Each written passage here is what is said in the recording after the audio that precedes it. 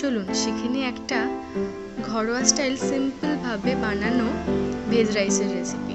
এই যে চালটা ধুয়ে নিচ্ছি আর হাঁড়িতে জল বসিয়ে তার মধ্যে 3টে ছোট এলাচ দিয়ে দিলাম, একটু নুন দিয়ে দিলাম আর দিলাম সামান্য সাদা তেল। আমি 1 কেজি রাইস ব্যবহার করেছি।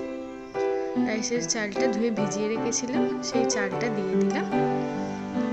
দিয়ে দেওয়ার পরে এবার হাঁড়িটা ঢেকে দিয়ে ফুটতে দেবো চালটা।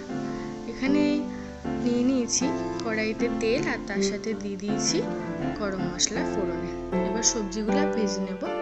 গাজর, বিনস আর ক্যাপসিকাম। নুন দিয়ে দিলাম পরিমাণ মতো, কাজু কিশমিশ দিয়ে দিলাম। এবারে একটুখানি ভেজে তারপরে দিয়ে দিলাম পরিমাণ মতো চিনি, যতটা মিষ্টি খাওয়া যায় আর কি। একটুখানি নেড়ে ছেড়ে গ্যাসের ফ্লেমটা অফ করে এবার দেবো ঘি। পরিমাণ মতো ঘি দিয়ে হয়ে গেলে এবার দিয়ে দিলাম ভাতের মধ্যে সমস্ত সবজিটা মিক্স করে রেডি আমাদের রাইস। কত সিম্পল ভাবে হয়ে গেল আমাদের ভেজ রাইসটা। এবার প্লেটে সার্ভ করব।